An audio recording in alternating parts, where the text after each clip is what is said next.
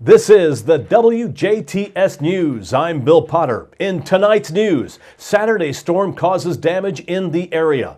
A hunting accident claims a Borden man's life in Harrison County.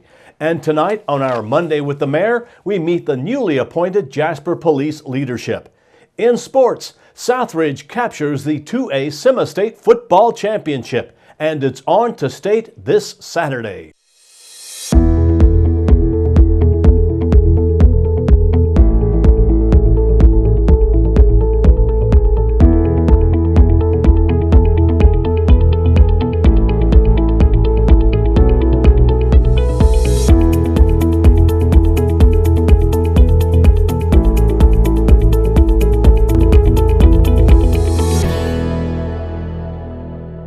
Well, Mother Nature made things a little interesting in the early part of the weekend as a strong cold front packing wind gusts in excess of 50 miles per hour passed through the WJTS viewing area, inflicting scattered damage.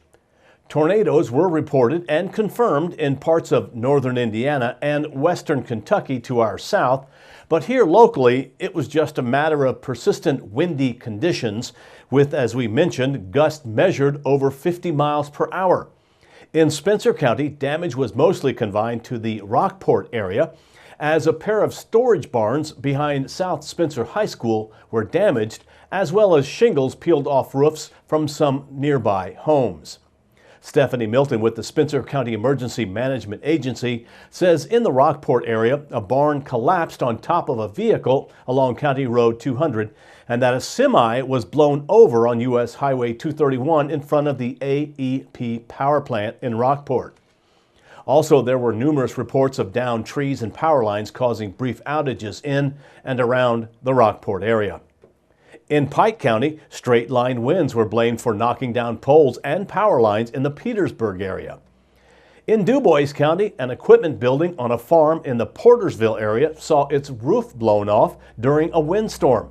Also, there was a report of tree branches down across Highway 50, State Road 56, that is, in the Ireland area, as well as a tree that was reported fallen along US 231 near 1st Street in Huntingburg, according to the DuBois County Emergency Management Agency. The DuBois County EMA also received a report of a wind gust up to 56 miles per hour in the Ireland Portersville area. A Jasper man received minor injuries in a one-vehicle accident in the Ireland area Saturday morning that was said to have taken place when his car was reportedly forced off the roadway by a sudden gust of wind and rolled over several times. We'll have more details on that accident shortly. No other wind or storm-related injuries were reported. Conservation officers with the Indiana Department of Natural Resources are investigating the death of a Borden man who they say was fatally injured while deer hunting yesterday evening in southern Harrison County. Officers say 58-year-old Thomas Zimmerman of Borden was hunting on private property near Elizabeth when the accident or incident occurred. Indiana conservation officers were notified, along with other responders, around 6:40 p.m. after Zimmerman was located unresponsive by other members of his hunting group. They say Zimmerman was hunting from an elevated ladder-type tree stand and say because of his position in the stand, conservation officers and the other responders had to utilize a rope and pulley system to lower Zimmerman to the ground. Zimmerman died due to a close-range gunshot wound to the head. No foul play is suspected. The investigation is ongoing pending findings on toxicology and other tests. Indiana conservation officers urge everyone hunting from an elevated stand to always use a safety lifeline while hunting, check their equipment before each use, and provide a hunt plan and location to someone in case of emergencies.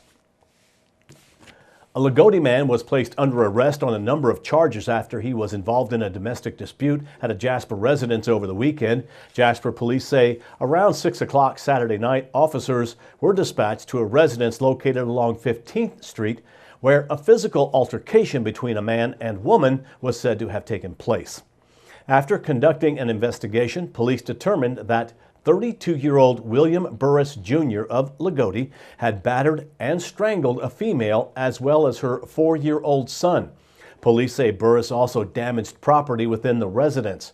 He was placed under arrest and taken to the DuBois County Security Center, where he was booked on 2 level 5 felony counts of domestic battery, 2 level 6 felony counts of strangulation, and a Class B misdemeanor count of criminal mischief. And in that accident referred to earlier, a Jasper man received minor injuries when he was involved in a one-vehicle rollover accident that could easily be blamed on Mother Nature Saturday morning in rural northwest DuBois County.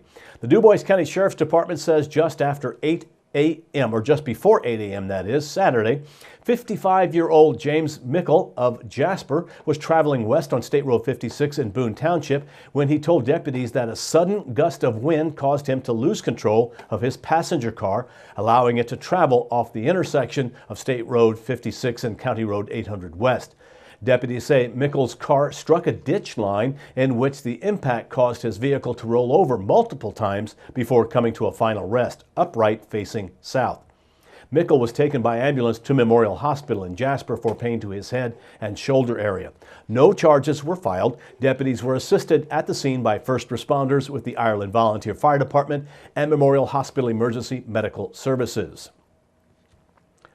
A DuBois woman escaped injury when authorities say wet road conditions caused her vehicle to lose control on a tight curve Saturday afternoon just east of Hayesville.